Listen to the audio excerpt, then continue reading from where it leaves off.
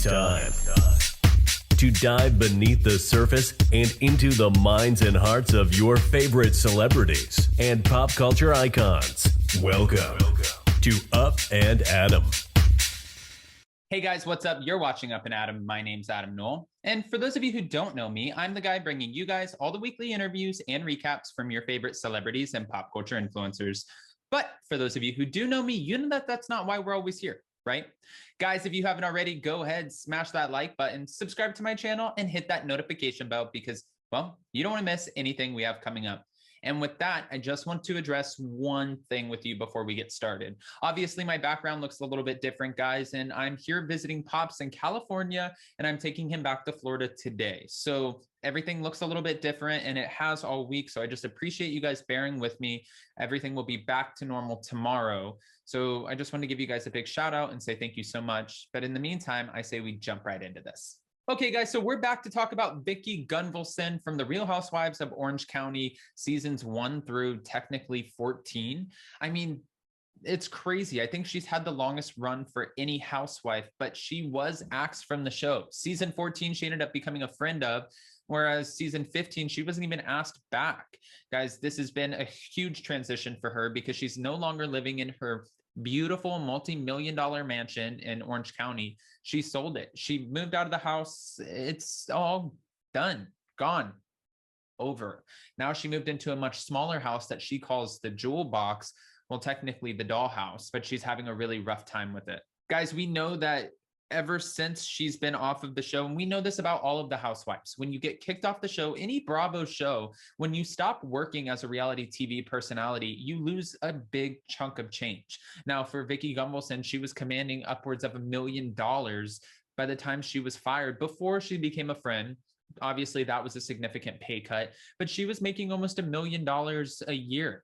And that's just for filming the 4 or 5 months that she was filming. That doesn't count the brand ambassador programs, the appearances, social media. That doesn't count any of that. So when you're on this sort of huge platform, not even sort of, just major platform, there's a lot of perks that come with it and financial perks as well. It seems like, even though we know that she's said since day one, you need to have a job, and she has a very successful insurance company, it's not enough to sustain the house that she was once living in. This house was beautiful. It was big. We all saw it on TV. I mean, the backyard was amazing. She's thrown some incredible parties there, but she has downsized significantly. Fans have been ripping her apart, which I don't necessarily think is fair, because she's shown us her renovations and what she's been doing to her floors and her staircase and her bedroom and her bathrooms, everything that she's been doing in order to make this house the way she wants it. She's shared all of that with us, but fans are like, this is small. It's tiny. How could you even live in this house? Well, guys, don't forget, living in Orange County, it doesn't matter if you're living in an apartment or what. Even Gina K's house was $1 million house, and she lived in what Shannon Bedore was calling a tiny little, hole in the wall house, which is kind of ironic because technically Gina K is the only one who actually owns her own home.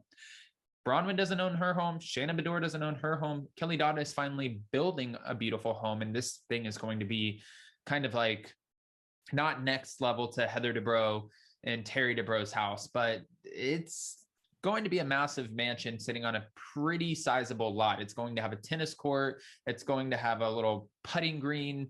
I mean, it's going to be huge. Anyways, she still doesn't own her own home yet. And neither does Emily Simpson. I mean, none of them own their homes. They're all renting. So with that being said, in order for someone to come on the show and actually own their home, I don't think that we should attack or tarnish them at all for that. Vicki's having a really hard time, and she's not the only one who's let us know on an Instagram Live with Tamara, but Tamara even went on social media and said, guys, please send Vicki lots of love. She's really going through it right now. She's having a tough time. She's having a hard time with all of these new transitions in her life.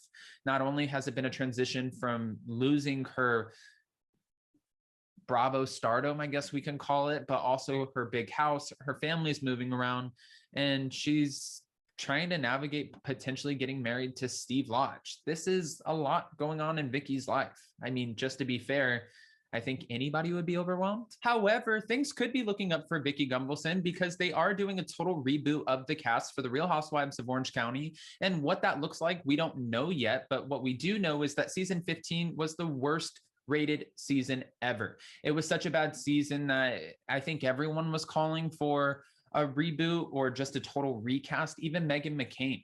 They dropped the ball. They lost a couple of the anchors, which was Tamara Judge, because she would not take a reduced friend role. She said, know your worth. And, you know, I agree with her, even though she lost a big chunk of change for that season. And she could have easily redeemed herself, I believe. You know, now she is 99.9% confirmed to be coming back to the new season, season 16. So with her coming back, potentially Vicki might come back as a friend role, still a reduced role, but at least it's something. It gets her back into the game. It gets her stimulated. She's making a little bit of that Housewives money, and she gets that public, you know, figure sort of set up where people are appreciating her, reaching out to her, DMing her, and talking to her all the time like she wanted. She enjoys that. We see that she enjoys that. How do you go 14 years of your life and participate in a reality show, have all of this attention, and go from 150 to 0?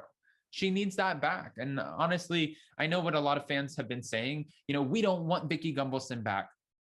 The harsh reality is you might just get her back. Again, it would be a friend role, much more reduced, but you might actually get her back. We'll have to wait and see how this plays out. Vicki Gunvalson is not the only housewife or former Real Housewife of Orange County that everyone's talking about. Tamara Judge was highly anticipated to be joining the other housewives who are doing the spinoff series, Housewives All-Stars. Obviously, we know that Kenya Moore, Cynthia Bailey, Luann de Lesseps, Ramona Singer, Teresa Giudice, Melissa Gorga, and Kyle Richards all shipped off to Turks and Caicos. They've been filming in Turks and Caicos. I believe it's only for 1 week, and it's going to be a 4-episode series. So I don't really know how this is going to look. And we don't know if we're getting it on Bravo or Peacock yet, but it was rumored that midway through the week that we're going to get an 8th housewife joining the show. At first, everyone thought it would be Jill Zarin, but then rumors started circulating that it might actually be Tamara Judge. Tamara Judge put a stop to those rumors right away, just letting us know, no, that's not happening. If I were going to be there, don't you think I'd be there already? I would love a vacation. I'm not getting one. I don't want to put words in her mouth. This is what she said. No, I am not going on this trip. If I were going to go, don't you think I would have already been gone? No, absolutely not. I am not going. So I've never seen rumors like that in my life. It was crazy. I was even getting text messages from random numbers, and the answer is no. A big fat no. She said, I think the whole thing that somebody is coming midweek, I think someone made that up. I think it's a complete lie, but I'm just speculating. She ended that off with, however, I wish I was going. I think that would be fun. I would love to have a vacation.